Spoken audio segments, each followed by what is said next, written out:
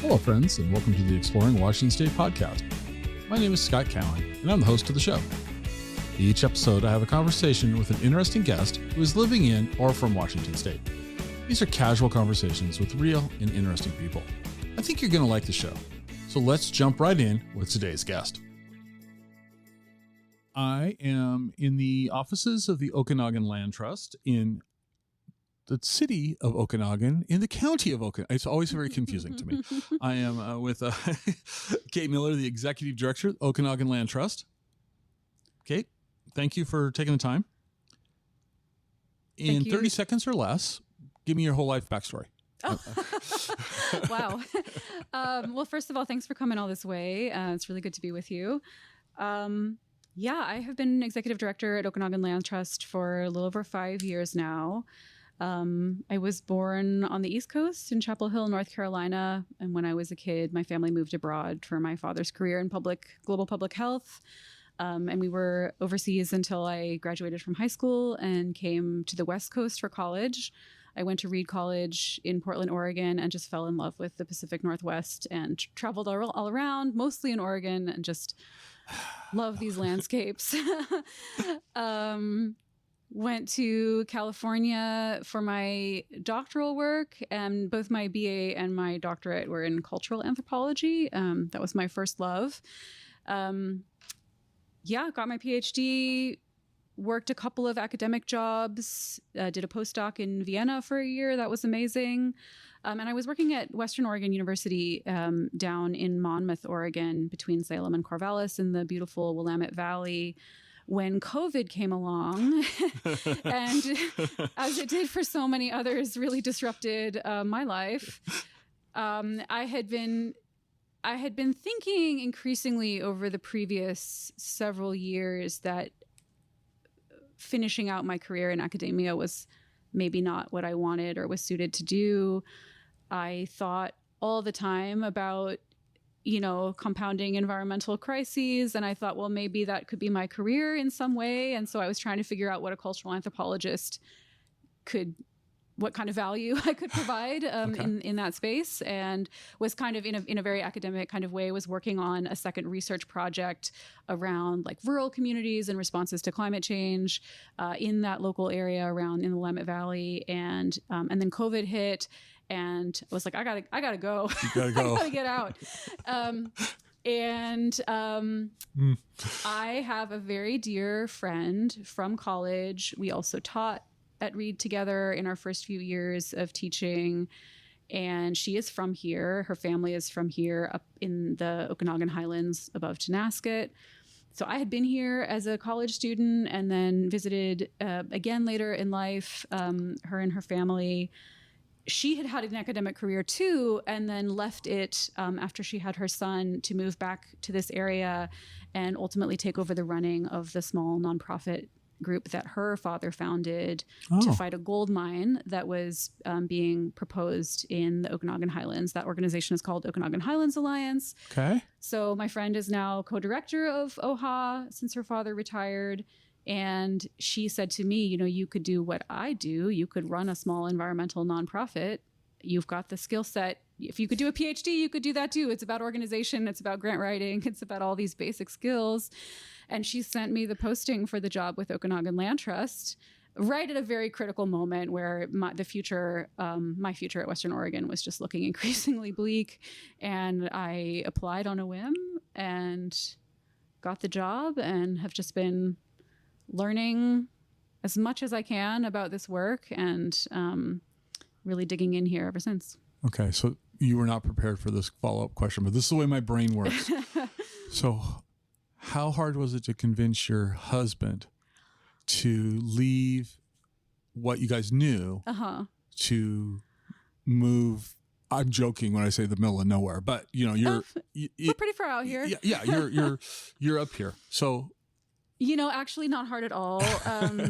One of our very early dates actually was we went backpacking in the Strawberry Mountain Wilderness in Eastern Oregon. And as we were driving through like the John Day area, we were talking to each other, this is very early in our relationship, about, would you ever want to live rural in a place like this? And we both agreed that we kind of, the idea held an appeal, but I couldn't think how my career could take me at that time to a place like this. And, anyway, while I was at Western Oregon University, my husband got his master's, his teaching credential.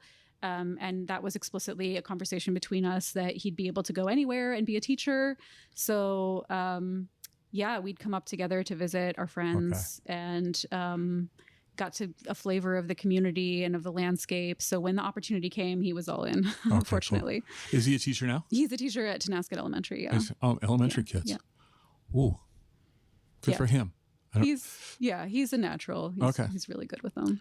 So now the next 30-second question to throw the timer on. No, okay. So can you describe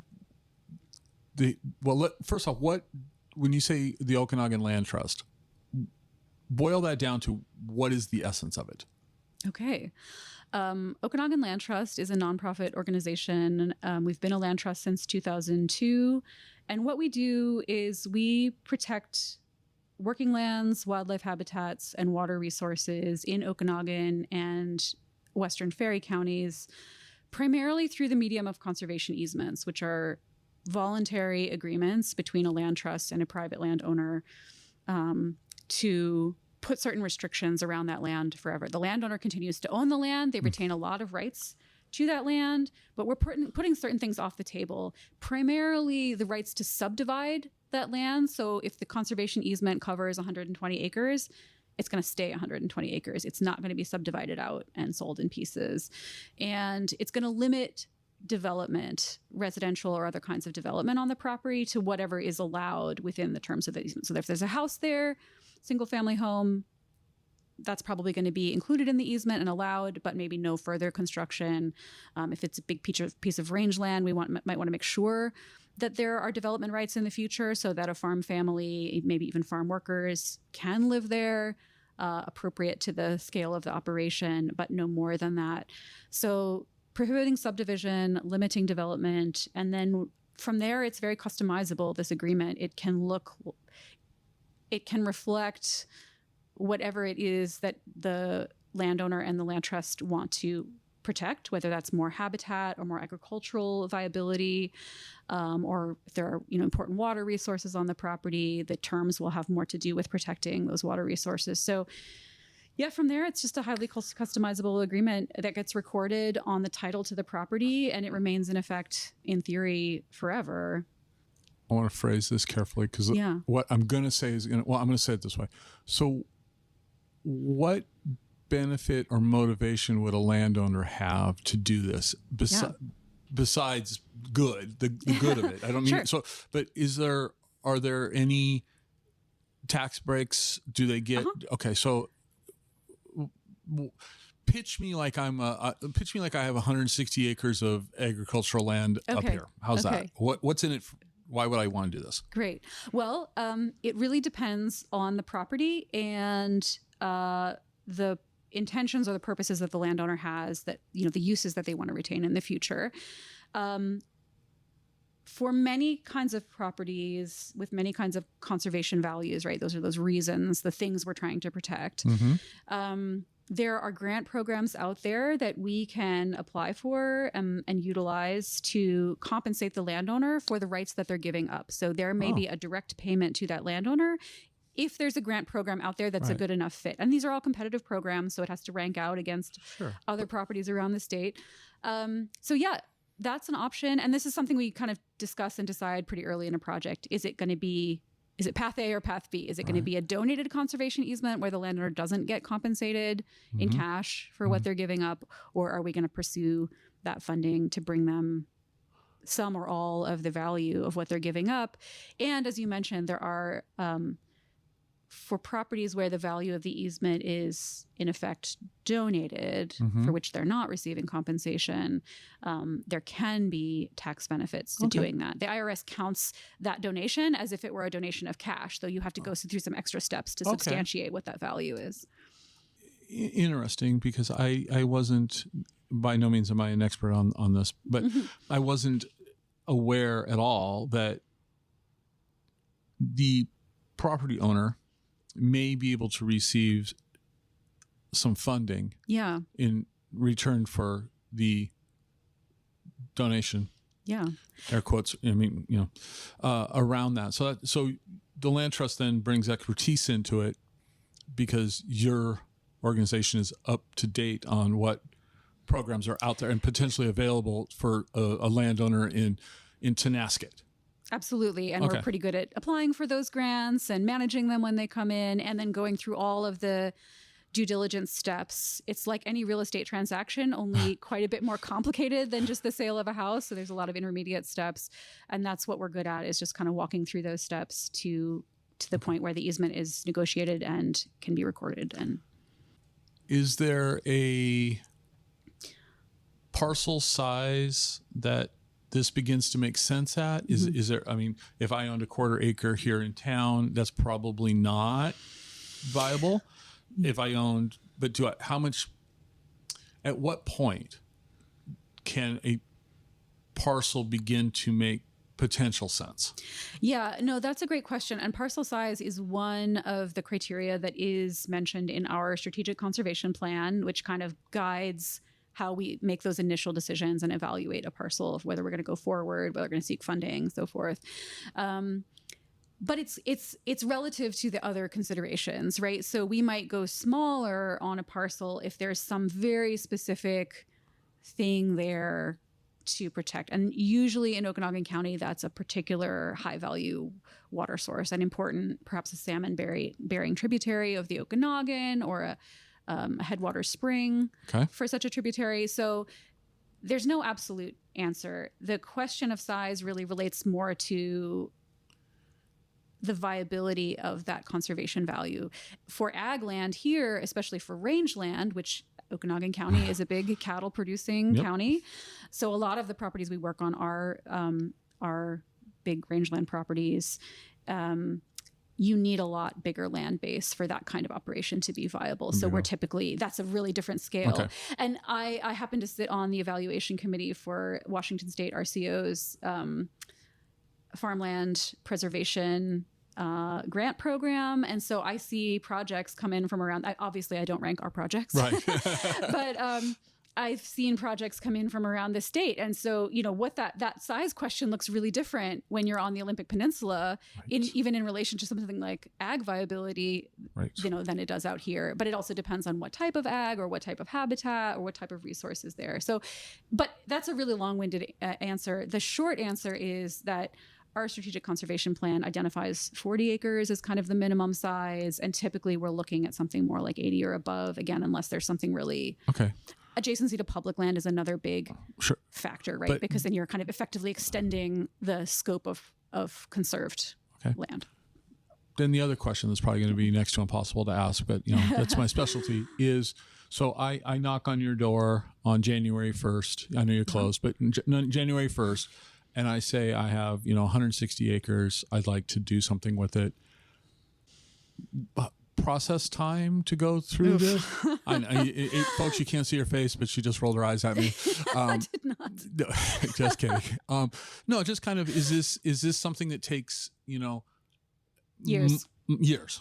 Yes. Okay. And that part of the reason why we have the conversation about funding early on is because the process of applying for funding and getting that funding secured adds a year or more to the process right off the bat.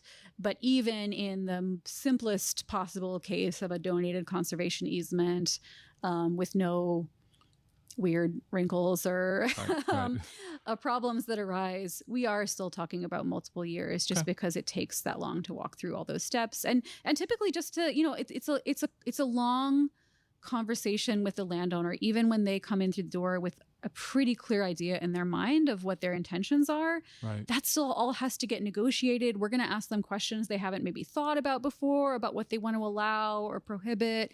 And we're going to have to put that in the form of a legal document that can stand up in court potentially, that can stand up in time to future challenges. And that's not a quick process. No, it's not. I knew that was going to be a really difficult question, but I was thinking years. But still, every time somebody walks through the door, I catch myself thinking, oh, this one's going to be pretty simple. And 5 years later, it's not always that long, but there are always complications. Yeah. Well, it's real estate. There's always something, even if you think it's a, I'm just buying the house across the street. I'm buying it from Bill and Sally. I know them, and those deals. I think that's the worst, actually. Actually, I might say buying it from family can be the worst. Yeah. But we got some funky family situations. Yeah, there's just some anyway. Okay, so how many people work for the land trust? How big is your organization? Right now, we are 2 employees and a summer intern. Okay. I have just made an offer to bring in our 3rd staffer in a really critical position, which is our conservation coordinator. Okay. Position. That's the person who's going to be doing the bulk of that, evaluation and due diligence, all that process work. So yeah, in the last several years, we've been a 3-person organization. Okay. Yeah. If I could wave a magic wand, what do you think the optimal size for the organization would be based on what you're seeing the county, the potential of the county for this type of projects? Great question. I would really like to get to 5 staff within the next few years. I think that would really allow us to respond effectively to all of the worthy opportunities that walk through our door that right now we just don't have the capacity to follow through on without burning ourselves out. So right. Okay. And so when we started having a conversation about sitting down and talking about the land trust and all that, currently you've got kind of a project that's kind of front and center. Yes. At least publicly facing front and center. Why don't you take me through that whole process, how it started, where you're at, where you want it to because it looks like, according to the website on my phone here, it looks like you're getting close to, I don't want to say wrapping it up, but getting it to where you wanted it to go. So why don't you tell me about that? Thank you for the opportunity.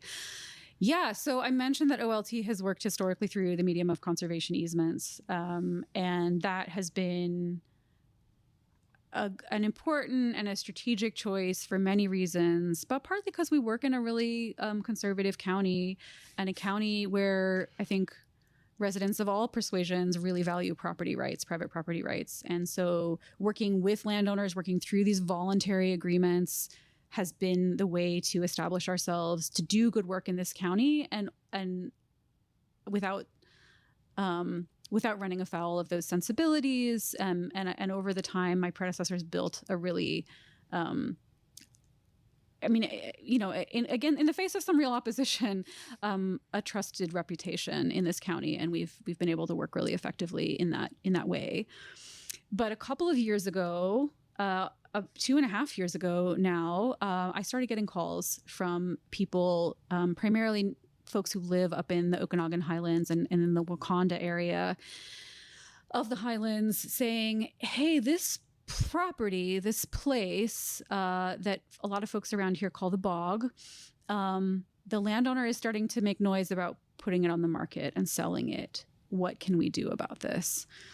And I had heard about this property from other folks in the conservation community. There are a lot of really amazing amateur and professional naturalists living in this county, and especially up in the Highlands. So I had heard about this place. I've driven by it. I've seen it. And I'd heard about it. I'd heard it talked of as like the dream. What if one day we could see this place protected?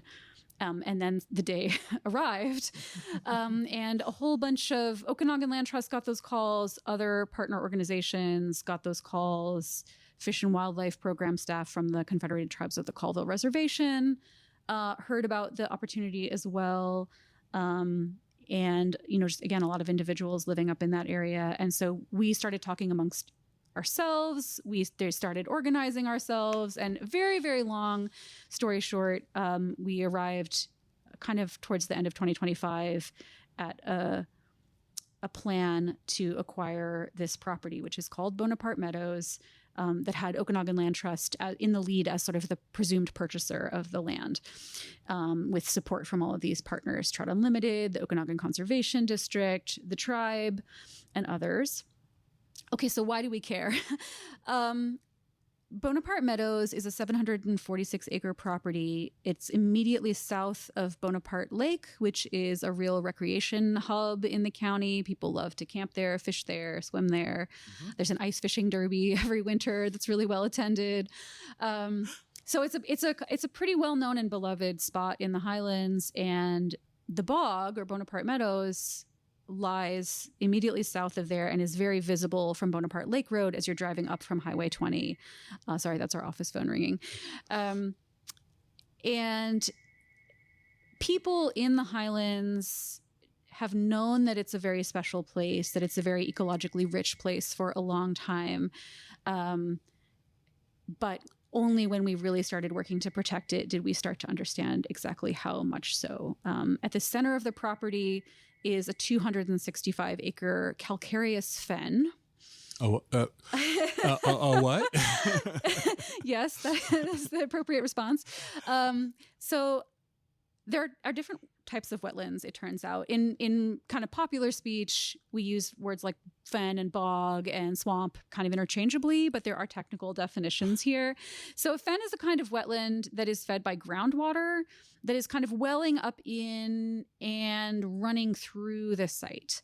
And in the case of, whereas a bog is kind of catching and holding rainwater, that's part of what makes bogs typically very acidic in their chemistry. In Bonaparte Meadows, the water is rising up through a mineral-rich and specifically a calcium-rich bedrock. And so that's giving the water a very mineral-rich, calcium-rich chemistry. It is also basic or alkaline as opposed to acidic. And those conditions are just really rare. It's not a common kind of environment to form on the landscape because you need such specific conditions, which means that the kinds of plants that grow there are very rare kinds of plants that are really adapted to these specific conditions. And those plants form the basis for a whole ecology that is really distinctive and really rich.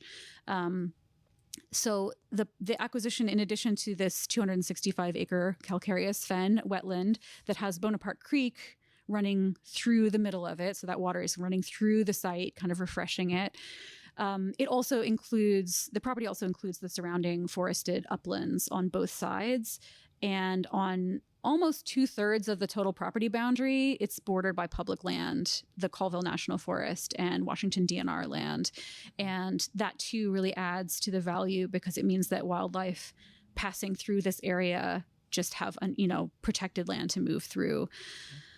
So yeah, I could go on for quite a while here about all the reasons we have to want to protect this place. So question, first off, 745 acres approximately, give or take a square foot or two, is a good sized parcel of land. Yes. You've got a third of it's basically this, I don't want to say rare, but rarer, uncommon ecosystem. You're bordering on DNR and tribal stuff. Why? How do I want to phrase this? You mentioned when we started talking about easements and all of this, but this is a purchase. Yes. I don't know if you can talk about. Yeah. Okay. Yeah. So why? Why not a conservation easement? Yeah. Yes. Could this just be because this is what the property owner is not interested in? Right. They would like to divest themselves of ownership of the parcel. Okay. That's basically it in a nutshell. Until January 2025, this property was owned by a man named Jack Jones. His legal name was Herman, but on all the legal paperwork I have going back decades, he's Herman, quote unquote, Jack Jones. Went by Jack. He bought it in 1968 with partners. They had this plan to dam the creek at the south end, the lower end of the wetland, create a second lake, and sell vacation properties all around the edges. The Army Corps of Engineers put a stop to that. Then for many decades, the wetland was mined for peat. Peat soils were extracted from the property. And for folks that garden, you'll know that peat soils are a real, valued as a gardening medium. They hold water really well, and they're rich. And Jack was nearing the end of his life when he first started to float the idea of selling the property. He wanted to make things easier for his heirs. The family wasn't interested in holding the property. And that's typically, when somebody wants a conservation easement, it's because they envision continuing to own the place. So they were looking to sell. So that was our option, was to buy. Jack actually passed away, as I sort of alluded to, in early 2025. But before he died, he told his 2 sons that he would like to see the property remain intact, if possible, to be sold all as one piece. And that has really given us our window of opportunity, because they have been doing their best to honor that request, that intention. And I think ultimately over time, I think they've become really attached to the vision that we have for the property, and they've been amazing to work with. But that's what gave us our window, and purchase was really the option here. I would say also, conservation easements are great tools, but they're kind of minimalist tools. You mostly, with a conservation easement, you are taking certain rights off the table. You are prohibiting certain uses.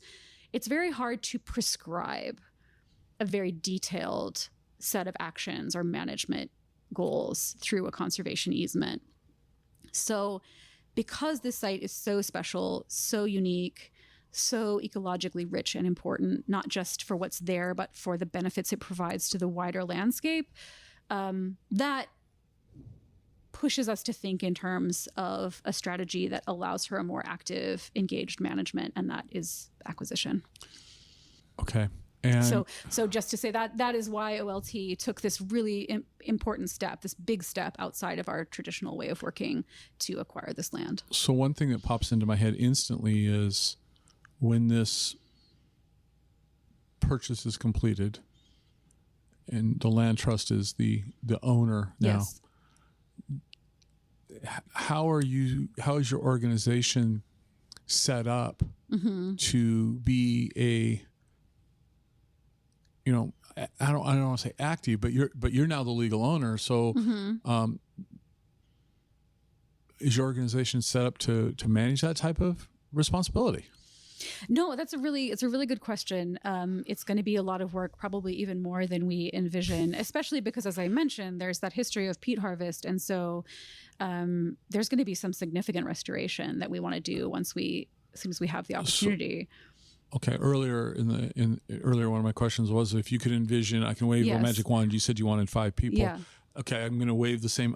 I carry the magic wand with me everywhere. Yeah. What does the vision look like for Bonaparte Meadows? Yeah. 5 years from now. Right. Well, our first step is going to be to convene our partners, who have been with us all this time, but we're starting now to reorganize ourselves from the goal of acquisition. Now we're looking beyond acquisition to what comes next. And what that looks like immediately is convening an advisory body, a council for restoration planning and then implementation. So a number of our partners, including the tribe, including Trout Unlimited and the Conservation District, and some other local groups that have also played a part here,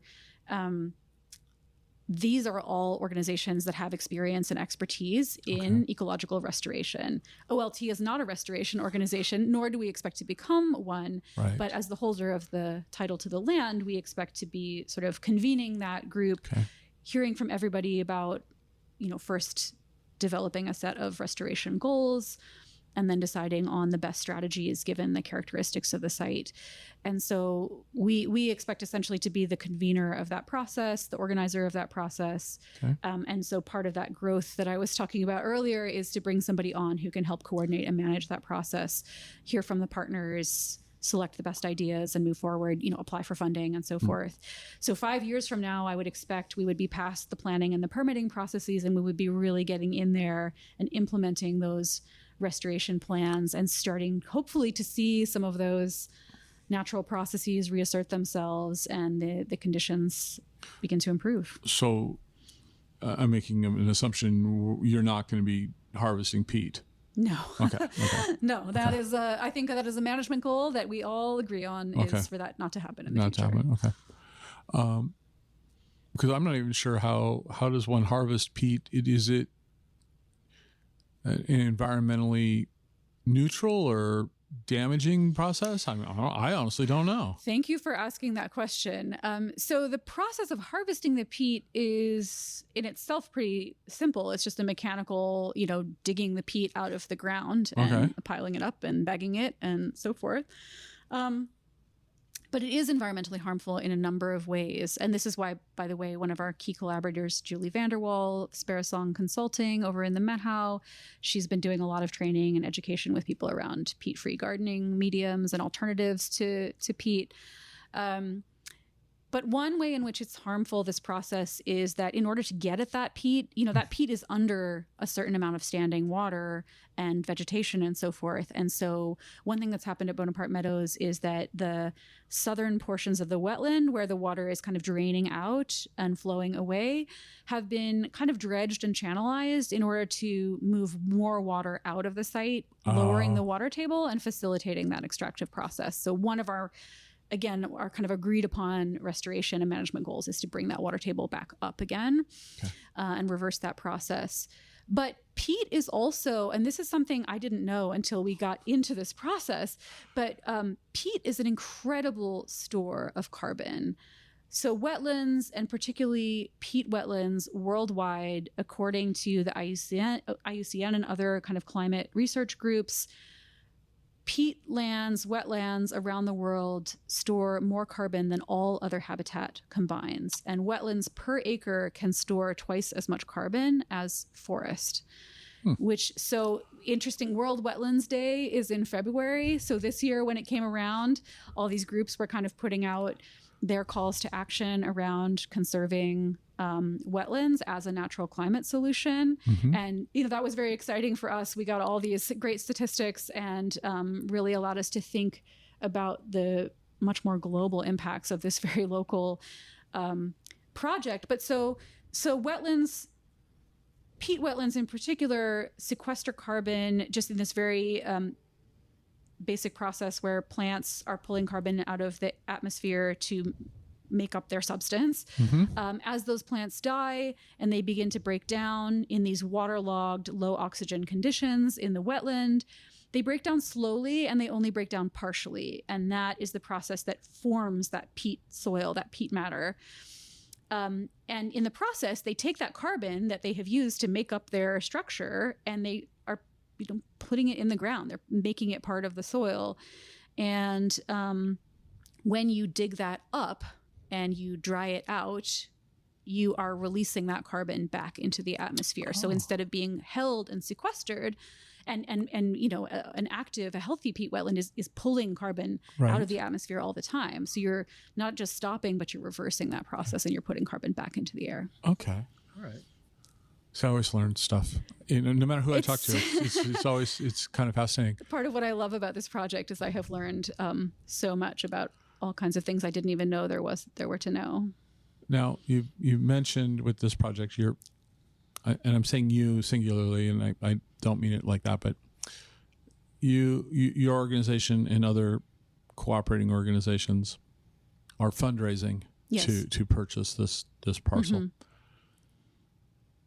Are we having a bake sale? Are we doing car washes? How does an organization or a group of organizations, are there grants available to this? So you could grant write not, but yes. How do you get it to the last mile and get it to the point where whatever that agreed upon purchase price is to be, that you can bring the wheelbarrow, the little Monopoly man with the wheelbarrow and the bags of money up to the escrow office and drop it off and say, here we go. How has that process been here? Well, that has been another whole aspect of the learning with this process, because Okanogan Land Trust, we've been very successful in our grant writing. We know how to do that. We've been pretty successful at sustaining ourselves at our current size through our general fundraising efforts. We have 2 fundraisers a year. We ask our supporters for money. They give us money. I'm going to stop you. You have two, let's talk about the 2 fundraisers that you already had pre-doing this. Sure. So how did Okanogan Land Trust fundraise outside of this particular project? Yeah. No, great question. We once a year in the kind of summertime season, we hold a dinner called the Ponderosa Dinner. It is our gathering for longtime supporters and donors to the Land Trust. It's a chance to just get people together, feel good, enjoy each other's company, and we ask people for money. And we're really blessed with just an incredible community of people, many of whom have been with the Land Trust since its founding days, who just really value the work we do and are willing to support it year after year. And then we do kind of a more standard end-of-year fundraiser where we send out our end-of-year newsletter about all the stuff we've been doing for the year. We send that out by mail with a letter enclosed that says, as you're getting towards the end of your year and you're looking at what money you have left over, maybe throw us some. And so those are the 2 times of year. And that's entirely by mail and by email. And that has been, the results from that have been enough to sustain us. So what we did when we made the decision to pursue acquisition of Bonaparte Meadows, we were essentially committing to a capital campaign, which is when you raise money as a nonprofit for a specific project or purpose. And that was a first for us. So I have learned quite a bit about that kind of fundraising along the way. It's easy, isn't it?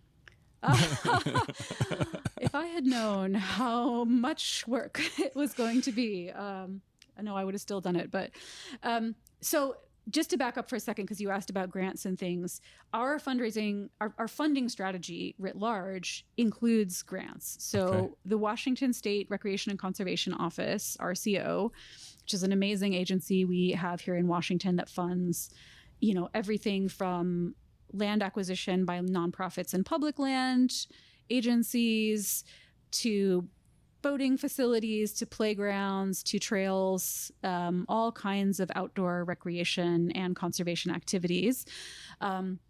But they have, among other grant programs, one for critical habitat protection. And so we have applied and are still waiting the results of our application for that critical habitat funding.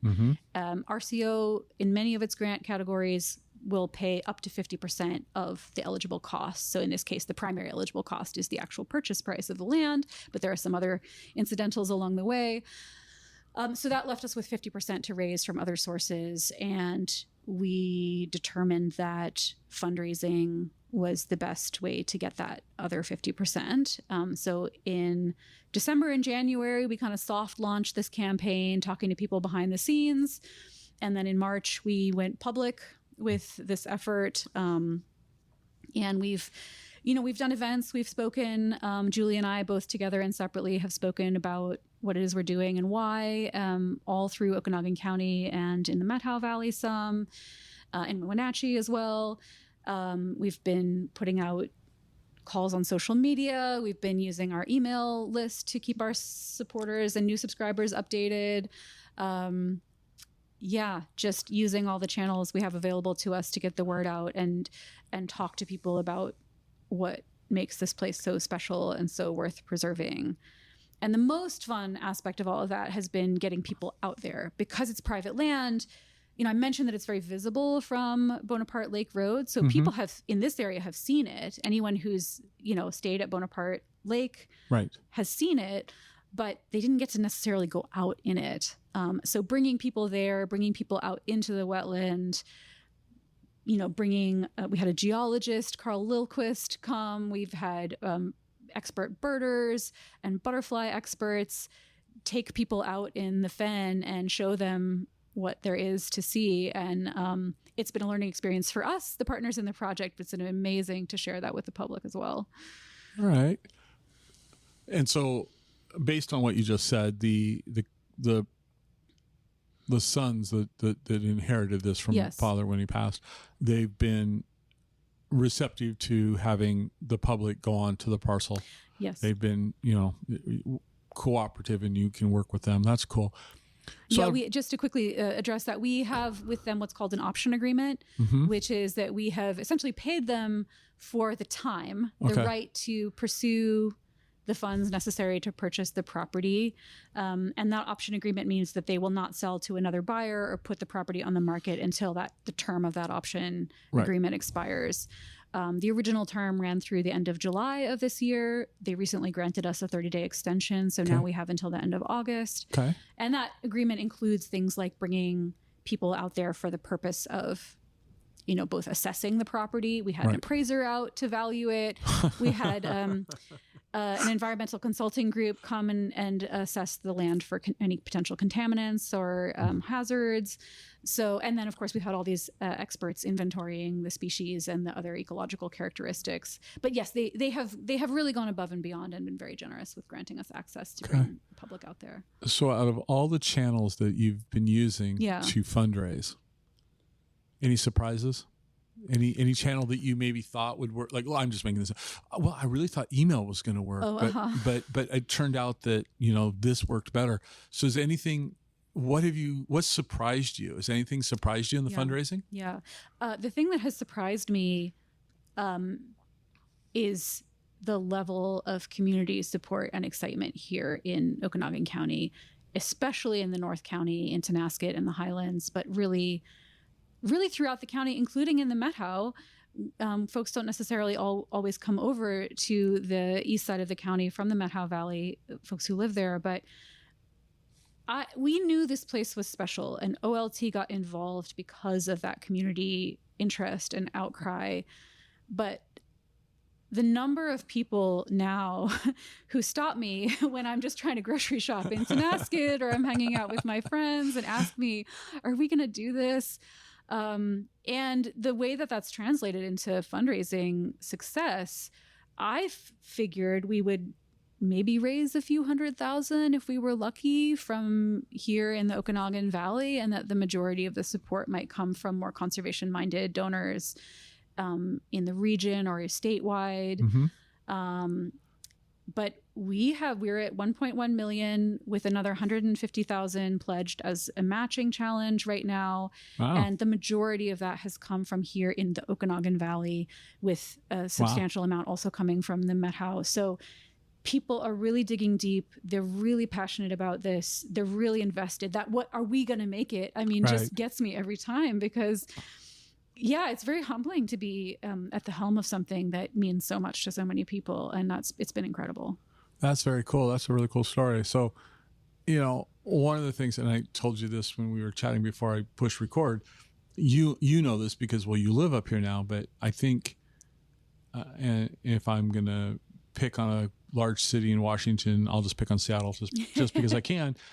I don't think, I certainly didn't. And I lived in Seattle for many, many years. I didn't realize this. The land mass of Okanogan County is huge. Yes. I know it's larger than Connecticut, which I think means it's larger than Rhode Island and Delaware. Yes, so we're talking about a county, one of 39 in the state. Yeah. And that by itself, land mass is larger than states. And it's certainly larger than King County, certainly larger than Chelan County. But the population per acre here, I think, is the lowest in the state, which makes me think how Stevens and Ferry, they must be so small, and people I don't know. I think you're right about the population density. It's not the lowest population. Right. It's density per square mile. Right. Yeah. And I think it's just because of this ginormous body of land that is. And so much of it is public land as well. Right. So. And so it's just interesting to me that, in this county,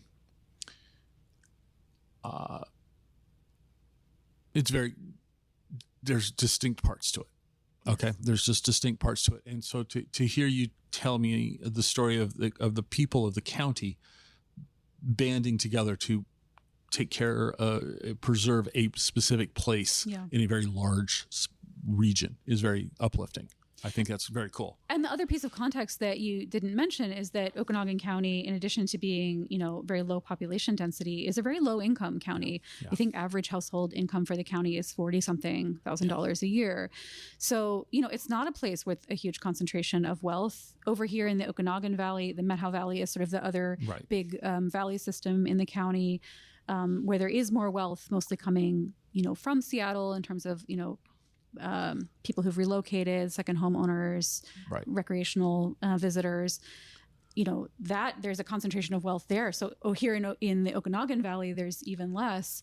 And so, that's a big part of what surprised me is just how much people were willing to give of what they had to see this place protected. And, I heard it just from somebody the other day, but it's like, if there's one thing I hear from most of the people here when they call or when they stop me to talk about this project, it's I've driven by that place for years and I've always wondered what the story is, what's out there, why it was allowed to be mined for peat, and if the day would ever come when it could be protected. So, and that's just, I hear that from the majority of people here in the county that I talk to. It's a place in people's mental map and their imagination of the county and its geography. It is a place that really matters to people. And I've heard stories from people whose grandfather used to homestead there and or who used to go and mess around in the bog. It's it's a really iconic place within the county. Okay. So we're getting close to the goal. Yes. What's next? For Okanogan Land Trust, for the project? The project seems to me, if I'm going to encapsulate it, it seems like to restore it back to as close to its natural ecosystem as possible. Yes, yeah. Okay. And to ensure that future generations can benefit from that, and both human and wildlife. Absolutely. Okay. Well said. Okay. So we just put that on the back burner. Okay. We've accomplished that. Yeah. We're done. We're done for the day. What's next for the Okanogan Land Trust? Yeah. Well, I think about that a lot. I think what's next for OLT is not another big, really public acquisition. Not just because I really would like to catch up on my sleep. No, but also because, this was a unique project worth sticking our necks out for and going past our traditional comfort zone. There aren't a lot of other places like that. Right. I'm sure I will eat my words. Somebody will come to me next week with another great project. And I'll be like, I can't turn it away. But no, there really aren't that many of these. And when we do this, we will be like, I used this analogy to somebody the other day, like a python that's just eaten like You got to digest it. Yeah, we got to digest. So there's going to be that aspect of things.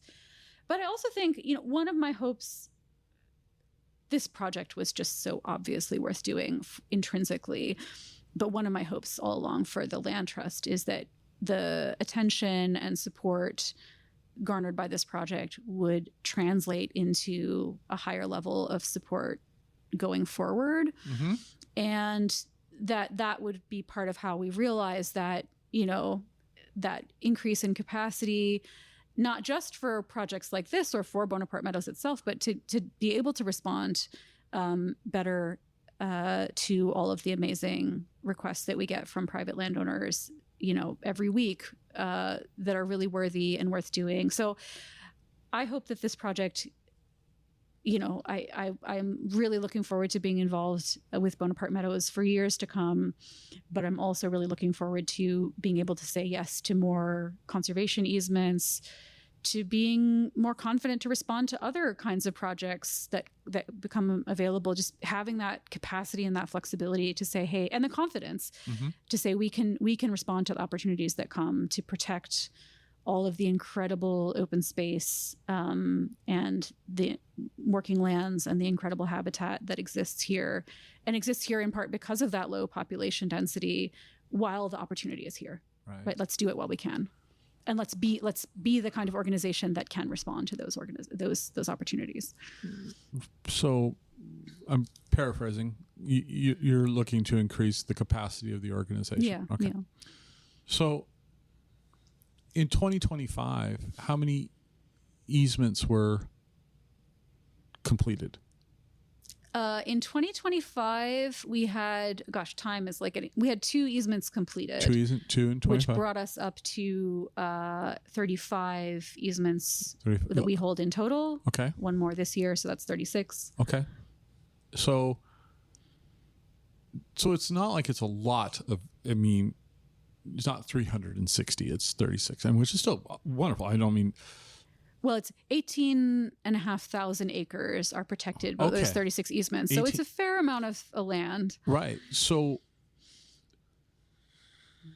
in your confidence and capacity, vision, what do you think 2028 would be like? What would you be, what are you maybe aiming towards for like 2028, a couple of years from now?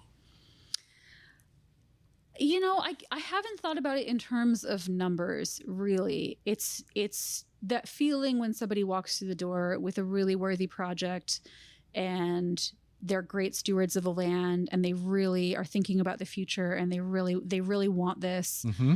And I will say that, we talked a little bit earlier about the money side of things, and that is undoubtedly a motivation for many of our landowners. But it's never enough on its own. The people who go all the way, people who walk through the door may be thinking in terms of that monetary payment or that tax benefit.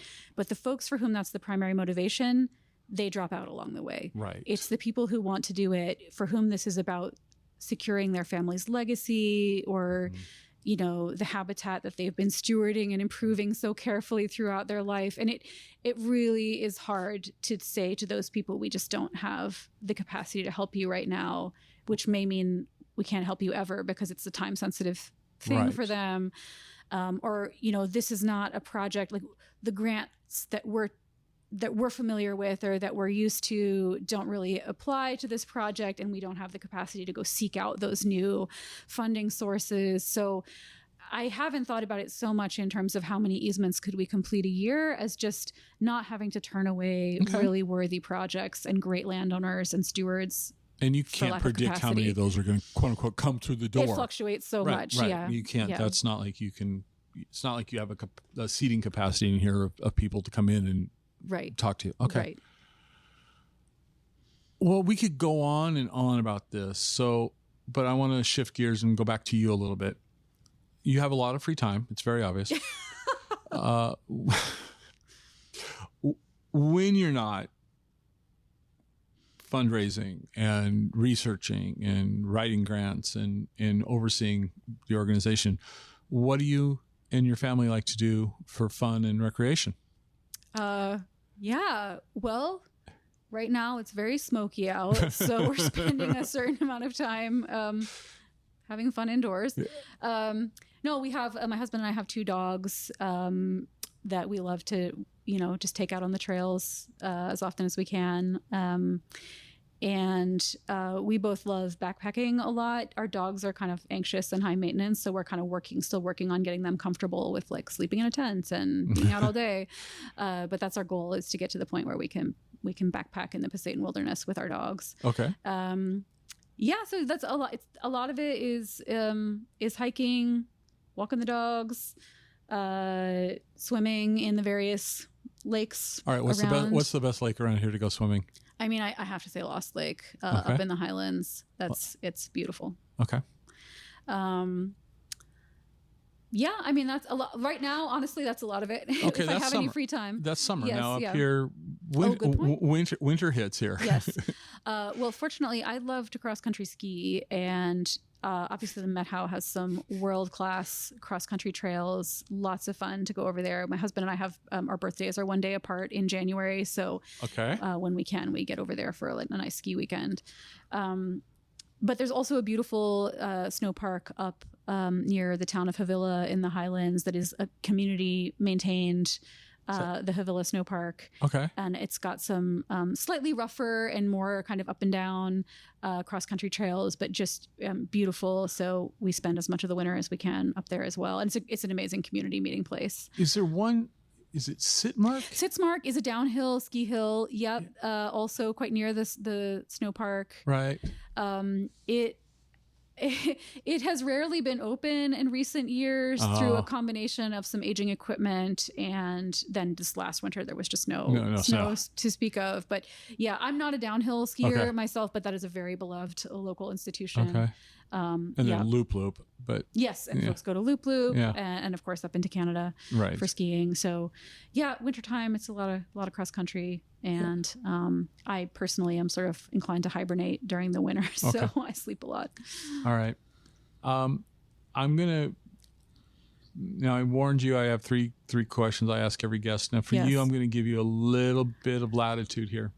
Okay. And what I mean by that is, so the first question is, where's a great place to get coffee? Now I'm not gonna, but I'm going to, for you, and only for you, I'll let you say anywhere in Okanogan County. It doesn't have to be in the town of Okanogan. It can be. There's no wrong answers here. Yes. But let's go the county. So if that changes your answer any.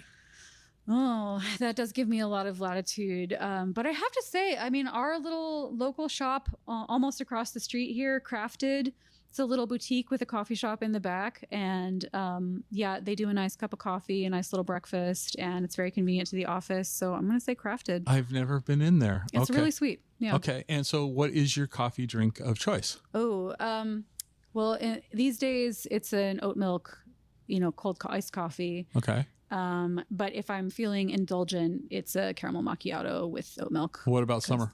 Or not summer, winter? Oh, yeah. Well, then it's a hot caramel macchiato with oat milk. All right. Dairy upsets my tummy a little. Okay, so you're not no dairy. All right, so Crafted. I'll have to go check that out because that's, I admit when I get my coffee here, it's Freebird. Typically absolutely at the grocery store. Great cup of coffee. Yeah, no, it is. No it's complaints. A great cup of coffee, and I go there because they serve Blue Star, which is one of my favorite coffee roasters in the state. So that's shout out to Blue Star. And my husband and I, we divide our affections evenly among the various coffee shops in Tonasket. So we're we're very like. So what's up?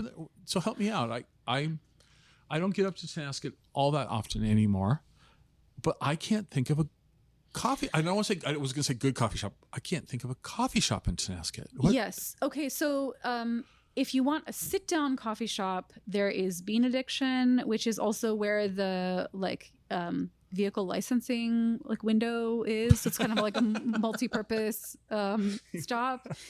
And there's another one. Oh, I'm so sorry to these folks because I cannot think of the name. And then there are two coffee carts, Roosters and All Perked Up. And we kind of split our time between the two. And what's your husband drink? What's his go-to? He actually gets the same. Yeah. Okay. Yeah, all but just in a larger size. All right. Once again, countywide. Okay. Which is going to be hard to play along. It's lunchtime. Mm-hmm. So lunchtime, with how big this county is, I'm not going to run up to Oroville if you recommend it. But the point is, where's a great place to grab lunch in Okanogan County? Okay, I'm gonna cheat here, and I'm gonna give you one for Okanogan County and one for Ferry County because we do operate in Western Ferry County as well. I see how and you're they gonna need play love this. too. Okay. So in Okanogan County, I gotta say because we're sitting here in Okanogan, I'm gonna shout out Smallwoods. It's maybe an obvious choice, but it's a little south of town here, closer to Malott. They have a lovely porch, great smoked meats, and a really good milkshake. So that's. But you don't like dairy. Well, I mean, for a milkshake, it's different. It's different. I mean, I don't completely avoid dairy. But yeah, when the staff and I are feeling like getting out of the office and going for a little lunch, we go down there. Okay. And then in Ferry County, there are great options. Republic is a lovely town with some great dining, but I'm going to say Tugboats near Curlew is like a little mom and pop fast food stop. Really good fries, and surprisingly an excellent garden burger if you lean that way. So yeah, it's a fun experience. I had an assignment up in Curlew, just north of that. I mean, I jokingly said I could see Canada from this property. It was, and I would stop there on my way Yes. to or Yeah, from, yeah. depending. And so, yes, I'm laughing because their burgers are quite good. Yeah. Anyway, all right. Well, since you brought Ferry County in, so I'm going to put you on the spot. What about coffee in Republic? Probably in Republic. Well, I was. You saw me grabbing my Yeah. phone because I was just trying to look up. You can edit this down No, for we time. don't edit it You're down. just going to get the dead air while I look on my phone. Well, there was Scott Brothers. Okay. Oh, no, in just outside of Curlew. I've been there. Just like this random little house off the road With a giant Newfoundland. where they roast their own. Yeah. And they're real coffee snobs, and you can stop in and get a cup or a pound of coffee. Yep. And it's the wonderful. house the thing I had was up the road about a mile further. Yes, correct. Okay, so no, the house you were looking at. Got it. The house that I was my project I was taking care of. So I stopped in at Scott Brothers, and they had I have a Bernese Mountain Dog, and so he's about 140 pounds. And there was a giant Newfoundland. I have not seen the Newfoundland. It was like the size of a Shetland pony. Wow. Just laying there. And I go, is it okay? How did things go between the dogs? And I come over and pet the dog. He's like looking at me and just like, it's another tough day for me here. And, it's just like, it's a really interesting place. That was in the middle of nowhere. Just as a coffee total roaster. coffee connoisseurs in the middle of nowhere. Yeah. That was pretty cool. And their coffee was pretty good. I mean, and we have a couple of several conservation easements in Ferry County, including a couple up near Curlew. So we always go, even if we have to go a little out of our way, stop at Scott Brothers. If you're going that far, you might as well go. You might as well. Yeah. All right. And we've got other friends that we have to bring, a few pounds of coffee for them of It's their getting choice. expensive. That's a generous gift these days. Yeah. Okay. It's true. All right. So I warned you. I prepared you. Yes, you did. I asked this question of everybody. You've agreed to play along. You've agreed to answer the question. All right. And it's one or the other. Okay? Okay. Cake or pie, and why? Cake. I'm not sure I can justify it, except that I have a really, really fond memory. Like, I really love a good, moist, like, open sponge cake. Okay. One thing we didn't cover about my background is that I did get my certification as a dive master in the Red Sea in Egypt. And while I was doing that, one of the dive boats that my school contracted with to take divers out, including me at the time being sort of an apprentice dive master, all of the boats had a kitchen on, like a little galley, and a cook to make meals, lunch for the guests. And Mahmoud on the Nancy Queen, this one dive boat, would make a yellow cake with raisins every day, along with whatever dishes were made for the guests. And even if I wasn't out on the Nancy Queen for the day, if we moored up at the same dive site, I would like cross over like multiple boats and go be like, Mahmoud, hi, you having a cake? So I don't know. I just I love a good simple. Okay. But the actual answer is that I would take an excellent cake or pie over like a mediocre. Okay. One of the. Well, all right. So it's Some people that question, like, it's super easy. Like it's cake. There's no right answer. There are wrong answers, though. Oh, okay. I firmly believe there are a couple of wrong answers. Anything pumpkin is wrong. Agree. Hard agree. Anything. I mean, I know it's like passe to complain about pumpkin spice flavored things, but it's not not favorite. passe. No. It should be. I'm looking for legislation. No. My husband's and my relationship almost foundered when I was living in Vienna for my postdoc not long after we got together, and he sent me a care package that included a small packet of pumpkin spice coffee because he knew and he thought it was funny, and it was like, that was almost the end. That's evil. My daughter lives in Austria. Yeah. And she's still my child, so I have to love her. But she goes, I miss Starbucks, and I'm just like, oh, child.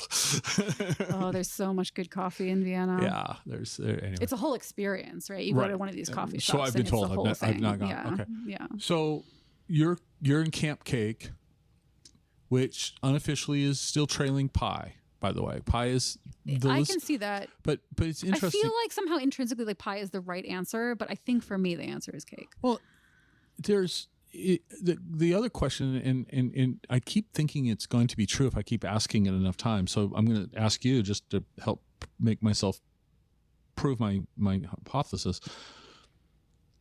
As a child, Did you have more cake or more pie? I think we probably had more cake in my household. See, that's my I believe that, but I think it is a nostalgic. Like there's, but the vast majority of people go, no, that's not it. No. I keep thinking it's, how you, excuse me, how you were, what you were exposed to as a kid. That was formative years, Could if your be. grandmother baked or your mom or your dad baked or whatever, you had cake or, both my grandmothers made lovely pies. And so, it was like. Your team pie then? Yeah, probably. Okay. See, you don't even want to pick a side. Well, I'm probably team cheesecake. Okay. Solid choice. Yeah. See, I'm kind of, that's probably where I go. But honestly, yeah, I mean, I'd probably pick a nice flaky pastry if you really open the window that way. But it's just, so I heard this question asked on a podcast, and I can't remember what podcast it was. I can't remember what it was about, but I thought this question was amazing because when they asked it, the guest was like, "You want me to cut off my left or my right hand? Right, what do you?" exactly. And it was like, I'm going to just keep asking people this. So, no, you know what? I'll tell you what I really am. Like if we have like if the slate is like wide open, I'm team baklava. Okay. All right. Yeah, team baklava. Okay. All the way. All right. Inevitably, when we wrap these up, we didn't cover something. Inevitably, what didn't we cover that I should have brought up? Oh, that's a hard one. I guess I would love to put a pitch out there to people. Okay, this is kind of a two-way. This is a two-way appeal to you, to your listeners. I would say, come to Okanogan County. It's a little rough around the edges sometimes, but the landscape here is so beautiful. It takes a little extra work, I think, to find the places that are really amazing. The trails that are good to hike and so forth. There's not as much information readily available, right? But the work rewards, the effort, or the places reward the effort, and it's really worth, like, the Molson Open Air Museum. I don't know if you've been up there, but it's just so. It's so charming. Okay. And there are a lot of great trails and just amazing parts of the landscape. Even just driving up around in the highlands, it's just full of all these little microclimates, and it's a really incredible place. But the other side of that is that since I talked about Oregon and living there for a long time, I traveled around Oregon a lot when I lived there. And since I came here, I've kind of just been, it's like a full-time job and more most of the time. And so I've mostly, and my husband and I have really enjoyed getting around and exploring Okanogan County. That was part of the point, is to like put down roots and be here. But it means my Washington geography is really poor, and I haven't seen as much of Washington State. And it makes me feel like in some ways Oregon still feels like home. And I really want to change that in the coming years. I want to take more time off. I want to actually use my leave before the end of the fiscal year and it goes away. But I also just want to get out in Washington more. So I'm really excited to have discovered your podcast now and to, hopefully use that as a way of finding people's favorite places in the state. But I want to know where to go. And maybe other places that are a little less obvious.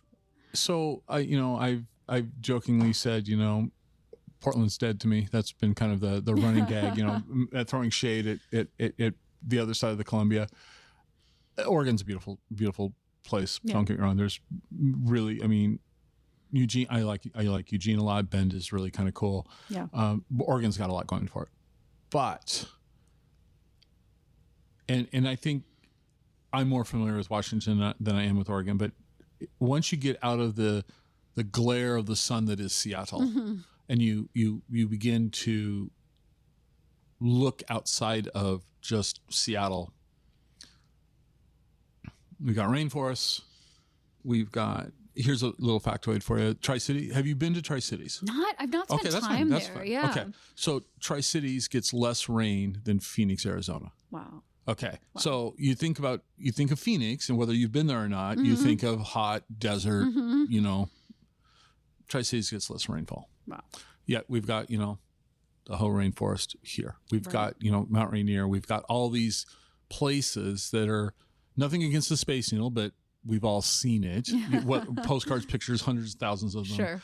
The ferry system's beautiful, and it's a great way to if you're not in a rush to get around and go see the Puget Sound, there's just so much to experience here. Yeah. And if you're bored, just look the other direction, because there'll be something that'll catch your eye if you just turn around a different. But to corroborate with you, the more I come up to Okanogan County, the more surprised I am when I find things. I had a house on it was a project I had to do on Lake Wenatchee. That was interesting. Not always good interesting, but interesting. But it was a beautiful little lake. Yeah. Up there in that region by Oroville. Driving to Tonasket is driving from Tonasket to Republic's kind of a pretty drive. Yeah. You don't think of that because the state, the tourism, we think of Leavenworth, we think of Highway 2, and that we don't necessarily think about driving to Republic or driving from Omak going to Coulee City over Desautels Pass. Yeah. And that's kind of an interesting little drive. Absolutely, yeah. And so, yes, come up here, and I'm stumping for Okanogan County, but come up here and take a look around. So I'm going to ask you one last question, and I don't ask this question of my guests. So if somebody's coming up here, breakfast and dinner, can you think of any, and this is unprepared, so she's giving me that look like she's thinking. Any recommendations anywhere in the county? Breakfast is tough. Yeah. Breakfast is challenging. I would say come in the summer and get some nice fresh stone fruit, which is something that Okanogan County does very well, and have some yogurt. Okay. All right. Yeah. Hopefully I'm not missing someplace that's really wonderful. You are. I mean, because you're doing a whole county, of course. Dinner, I'll give you one that I haven't even, so my husband and I keep intending to get over to the Bonaparte Lake Resort, which is right there, near the lake and near the fen. Right. They are very proud of their dinners, including I think Saturday is a smoked prime rib special. You're advised to put in a reservation in the high season, and we've been wanting to do a date night and do that for since you've been here. Yes, and we still haven't done it. So join me and Kevin at the Bonaparte Lake Resort. Okay. Yeah. All right. Very good. Well, keep up the good work. I think what you guys are doing is important. And I think that,